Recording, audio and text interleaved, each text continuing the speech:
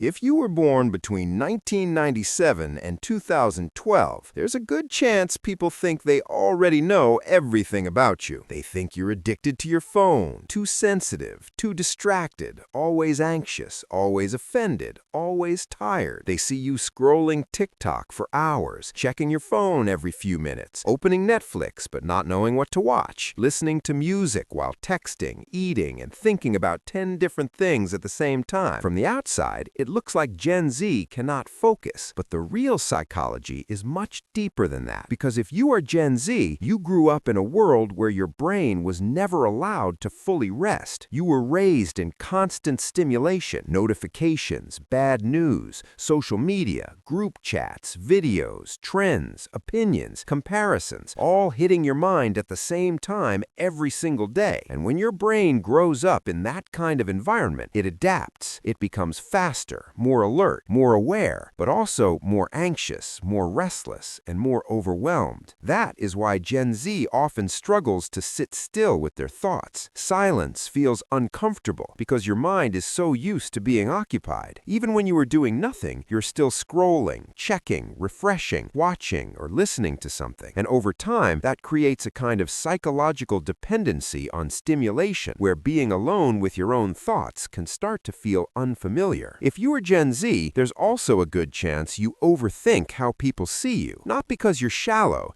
but because you grew up during a time where everything became public. Your appearance, your opinions, your relationships, your music taste, your body, your sense of humor, all of it could be judged instantly. That is why so many Gen Z people spend so much time deleting photos, rewriting captions, rethinking texts, checking who viewed their story, or worrying that they sounded weird. Because growing up online taught you that people are always watching. And when you feel watched all the time, you become hyper-aware of yourself. You start managing your personality instead of simply expressing it. You start filtering everything. That is why so many Gen Z people seem confident online, but insecure in real life. Because social media gives you control. You can edit yourself, think before you respond, delete things, choose angles, choose words. Real life does not give you that same control. And that is where a lot of Gen Z anxiety comes from. It's not always social anxiety in the traditional sense. It's fear of being seen imperfectly, fear of being misunderstood, judged, laughed at, ignored, or compared. And here's where it gets interesting. People think Gen Z is weak because they talk openly about mental health, burnout, trauma, anxiety, and depression. But Gen Z is not weaker than previous generations. You are just more emotionally aware. Older generations often buried their emotions because they were taught to survive. Gen Z was taught to understand themselves. You analyze everything. You question everything. That is why your generation talks about boundaries, toxic people, attachment styles, red flags, healing, emotional intelligence, and self-care. You are trying to understand why you feel the way you feel instead of pretending everything is fine. But sometimes that self-awareness turns into over-awareness. You become so focused on your emotions, your problems, your identity, and your mental state that you start living inside your own head. You wonder if you're happy enough, successful enough, attractive enough, productive enough. And because social media constantly shows you people who seem happier, richer, prettier, or more successful, you end up feeling like you're falling behind, even when you're doing okay. That is why Gen Z often feels burnt out so early in life, because your generation is carrying constant pressure. Pressure to succeed, pressure to heal, pressure to be attractive, pressure to be productive, pressure to have a side hustle, pressure to have your life figured out before you even know who you are. And underneath all of that, there's one deeper psychological pattern that explains so much about Gen Z. You grew up in a world where nothing feels stable. Relationships feel temporary. Jobs feel uncertain. The future feels unpredictable. Everything changes fast. Trends change fast. People change fast. Attention changes fast. So now, a lot of Gen Z people struggle to fully trust things